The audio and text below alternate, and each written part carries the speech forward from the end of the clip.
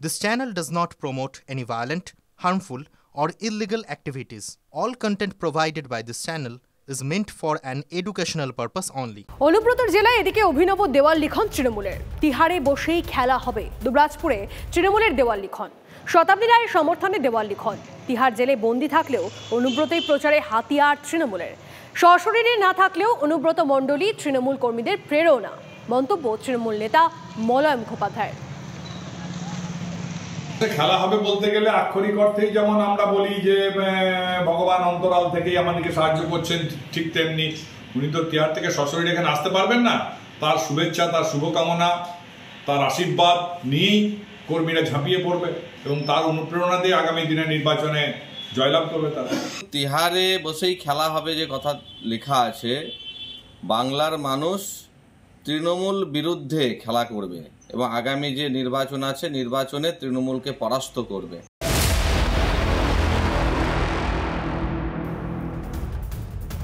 এদিকে লোকসভা নির্বাচনের আগে উত্তপ্ত দিনহাটার ভেটাগুড়ি। গভীর রাতে তৃণমূল অঞ্চল সভাপতির বাড়িতে বোমা বাজিয়ে গুলি চালানোর অভিযোগ গতকাল গভীর রাত 12:30 নাগাদ একদল দুষ্কৃতী ভেটাগুড়ি 1 নম্বর অঞ্চলের তৃণমূল কংগ্রেসের সভাপতি ধীরেন্দ্রনাথ বর্মনের বাড়িতে চড়াও হয়। এলোপাথারি গুলি বোমা ছুটতে থাকে। এরপর খড়ের গাদায় আগুন লাগিয়ে দেয়। পরিবারের সদস্যদের চিৎকার চেঁচামেচি শুনে পালিয়ে যায় দুষ্কৃতীরা। ঘটনাস্থল থেকে তাজা বোমা উদ্ধার করেছে পুলিশ। একটা বড় বম আওয়াজ করলো, তারপরে ওই বড় বমটা যখন আওয়াজ করলো তখন আমার ছেলেটা জানলা খুলে দেখলো যে পলের পালায় সেই আগুন লাগছে, মানে একটা বিশাল কারখানা। তখন একে ভয় তারাসে আমার শাশুড়ি আমার দেওরকে ডাকাডাকি করতেছে যে রবি ওর তাড়াতাড়ি। তখন আমরা আর কি মানে ভয় করিও দরজা খুলিয়ে বাইর হলাম। বাইর হয়ে দেখি আমার পলের পালা একদম একেবারে সেই আগুন লাগছে। আগুন দেখিয়ে তখন ভয়ে আমরা তারপরে এখন বাইর হলাম। তারপরে পুলিশকে, ফায়ার ব্রিগেডকে ফোন করলাম। তারপরে ওরা আস্তে আস্তে 1 ঘন্টা লেট করলো। 1 ঘন্টা পরে ইতিমধ্যে আমার পলেপালা মানে অর্ধেক শেষ হয়ে গেছে। আরও একটা খবর দিই আপনাদের। গার্ডেন রিচে পুকুর বুঝিয়ে অবৈধ বহুতল তৈরির জেরে মৃত্যু হয়েছে 12 জনের, নিশ্চয়ই আপনাদের মনে আছে। তারপর পুকুর জলাশয় ভরাটের বিরুদ্ধে কড়া বার্তা দিয়েছেন মুখ্যমন্ত্রী, কিন্তু হুঁশিয়ারি সার। বেহালার 119 নম্বর ওয়ার্ডের জেকে পাল রোডের অবস্থাটাই দেখুন। প্রায় 10 কাঠা জলাশয়ে আবর্জনা আগাছায় ভরে গিয়েছে। চারপাশে ফেলা হচ্ছে নির্মাণ বর্জ্য, অথচ বাসিন্দাদের দাবি জলাশয়ের গভীরতা প্রায় 15 ফুটের আশেপাশে। এই বিশাল জলাশয় এখন প্রমোটারদের স্বর্গরাজ্য। স্থানীয়দের আশঙ্কা, গার্ডেন রিচ থেকে মাত্র 5 কিলোমিটার দূরে এই জলাশয় ভরাট করেও বহুতল তৈরি হবে এবং সেটিও ভেঙে পড়বে। প্রশাসন, পুরসভা এবং পুলিশের আঁতাতের জেরেই জলাশয় ভরাট হচ্ছে বলে অভিযোগ বাসিন্দাদের। এই পুকুরগুলো একের পর এক ভরাট করে দিচ্ছে।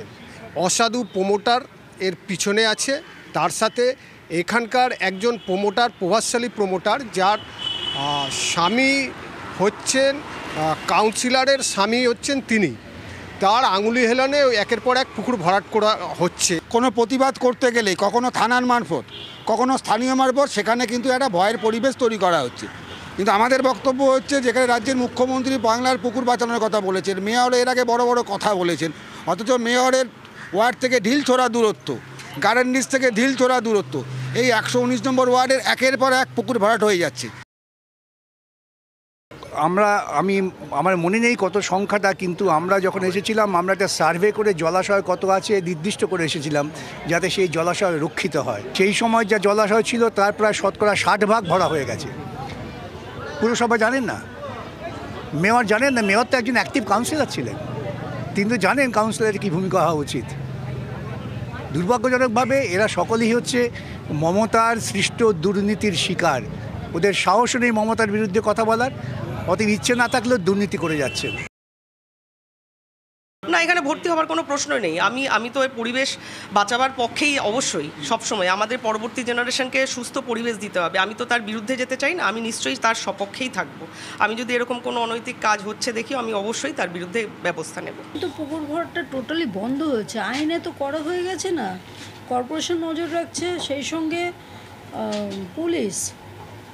কিন্তু আমাদের পুলিশকে বলাই আছে যে তুই কোনো অভিযোগ হলে সঙ্গে সঙ্গে অ্যারেস্ট করো। যে পুকুরগুলো ভরাট হচ্ছে এটা তো খুব বেশি ব্যাপার না, এটা কমপ্লেন করলেই তো সঙ্গে সঙ্গে অ্যাকশন নেওয়া হচ্ছে। বেহালা থেকে বেলেঘাটা একই অবস্থা শহর জুড়ে। কোথাও জলাশয়ের অর্ধেক ভরাট করে দেওয়া হয়েছে, কোথাও আবার নির্মাণ বর্জ্য ফেলে ভরাট করার কাজ চলছে।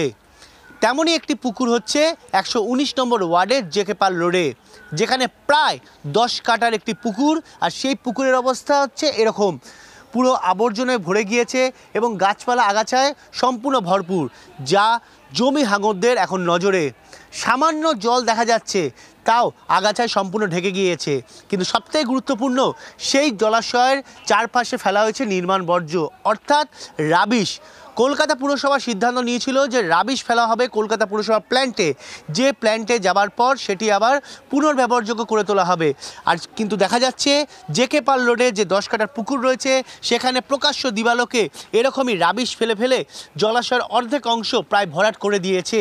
কে বা কারা ফেলছে তা কিন্তু স্থানীয় বাসিন্দাদের জানা নেই। ক্যামেরা মৃন্ময়ের সঙ্গে সায়ন্ত ভট্টাচার্য, TV9 বাংলা।